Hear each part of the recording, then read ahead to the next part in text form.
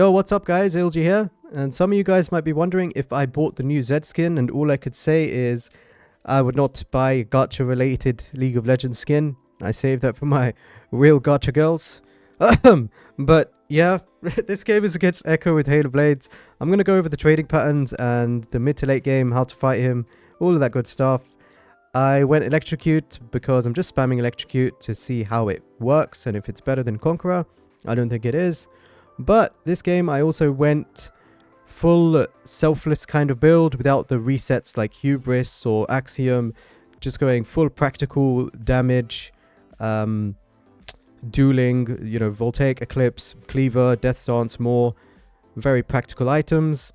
And yeah, we'll go over this game and see how it goes. So I'll kick it off by showing you guys a mistake that I make against Halo Blades Ekko. I walk over to this bush, but it's really late, so if Ekko ever catches me, he's just going to jump on me and hit me 3 times to proc his passive with his E start. And Echoes usually start E when they have Halo Blades. Keep that in mind, otherwise you'll get chunked like I do. And you basically lose a lot of agency in the lane. Not that you really have any, because if he has Halo Blades and E start, you can't walk up and you can't push. You just have to farm with Q and wait patiently. And it's very important to play on his E1, E2 range.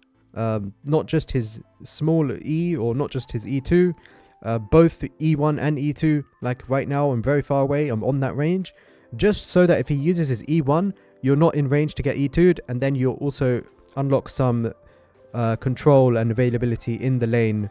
You'll be able to walk up and hit minions and stuff if his E is down. So that's something to keep in mind. I'll show you later on when we have some levels about how to trade against him and deny his passive while getting damage down and all that good stuff, so stay tuned. And yeah, so this is the early game, just farming, playing safe. Right here I think I get hit by his Q, which is bad because I should move differently. But he did use his Q while I went for CS, so it makes sense to get hit. And Alistar's going to gank, so I'm going to show you guys how to do your damage against Ekko when he uses W. Right here, Alistar pushes him away, Ekko uses W. So I quickly get my damage down before he gets into the W, and then after the shield comes out, I don't hit him. You always wait the shield out. I miss my E and he lives, which is fine. Flash for flash, my bad. But always wait out his shield when his W comes down and you don't get stunned. Don't throw your spells, just wait 1.5 seconds because that's how long his shield lasts, I believe. And that's a very short time. So just wait it out and then use your damage afterwards. It's something to very much keep in mind against Ekko. And yeah, we get the shove, we base, and we're doing pretty fine. Now that we're level 4, I can show you guys how to trade against Halo Blades Ekko. So understand that he gets his passive out really fast, so we can't greed for an auto attack as we take this trade. We use our W backwards and we throw the Qs and then take our W and also E. If you have Electrocute, you'd proc your Electro, which is nice as well. Make sure you don't greed for an auto attack, otherwise he'll get his passive off. And then right here his Halo Blades are down, so I can just dodge his Q and deny his passive for Karthus to come in for the gank, and we kill him. But yeah, the trading pattern is use your W backwards, throw the Qs out as you see his E2, and then just take your W. And if he has Electrocute, then you can greed for 1 auto attack as well. Otherwise you can't if he has Halo Blades, otherwise his passive will come out too quickly. I want to show you guys how to trick your opponents pretty well. So I'm actually 1 minion off level 6, but I'm playing really safe, pretending that I can't do anything. So then I walk up, I use my WE, kill the minion at the same time. He even E's forwards because he doesn't realize that I hit level 6, and he dies. This is a very classic thing to do as Zed, is when you play quite safe, even though you're 1 or 2 CS off your level 6, and then you use your W, you get level 6, and you go in using that W. So keep that in mind. Pretty much for all matchups, it's a good strategy as you get level 6. Eventually I end up roaming to this weird fight, and I know I can't really do anything without my ult, so I'm just doing what I can while I watch everyone's abilities. I know that Elite has no repel because he used it, and my ult is coming up, so I'm walking up. Maybe I can flash auto E, I get my passive and he's flashed away. Then I use my W backwards and I ult on his cocoon and kill him really fast. Right now, as I'm recalling, I know I can get Voltaic and I can TP behind the enemy bot lane. My Samiras pinged all of their sums, which is very important. Otherwise, I wouldn't have gone for this play, knowing that I might have died or gotten outplayed. But now with Voltaic against no sums, Jinx, I can just use my ult, my passive auto attack, or my Voltaic auto attack to hit my Qs. And as I see Elise coming through, I make sure I use my E's on the Yumi to get my W back so I can kill her fast as well. So I want to show you guys how you all in Ekko and how you want to use your movement against him. I dodge his Q and then I go in. Obviously it looks like a very simple kill, but I need to make sure that I dodge his W, so I do a little movement to the right.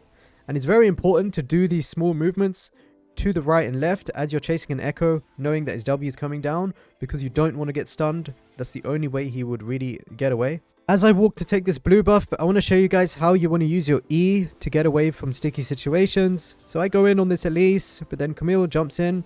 Instead of running away, I auto E the Elise 2 times so that I can get my W back up, which would afford me some safety. And then as you're chasing a Camille, be very careful, because if he jumps on me there, I'm scared he'll one-shot me, because Camille is broken against Zed. And it's just very important to use your E's on the person who's jumping at you, so you can get your W back faster. You're going to have a much higher chance of surviving a lot of situations as opposed to just trying to run away. And then I base CP behind this enemy bot lane, go in and kill them.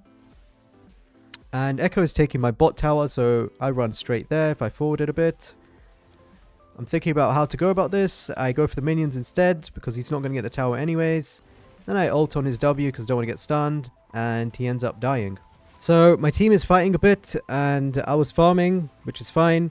I walk up and I ult the Jinx. I auto to get my Voltaic, and then use WQ auto E. It was a bit slow, but I got lucky that he flashed late. And then I flash auto E. Everyone cleans it up, and luckily I survive. So I want you guys to remember 2 main rules for all-inning Ekko in the late game. If his ghost is not on top of him, you can ult straight onto him, use your spells, and don't worry about him using his ult. You can react to that afterwards. If his ghost is straight on top of him and he's standing still, then make sure you use your WE and you don't take your W and you don't ult him. Just poke him out a little first, and if he starts running away from his ghost, then you want to ult him. So the point is to ult him when his ghost is not going to ult straight on top of you as you come out of your ult. Here's a little fight against Elise. I have Hex Drinker, so I'm actually not scared. I'm like, oh, hello. And I make sure I use my E on him a few times so that I know my W is going to come back up. So as I go in, I have another W, and we just kill him simply. Here's a fight we actually end up losing. So we use too much damage on Camille instead of Jinx, which is pretty bad.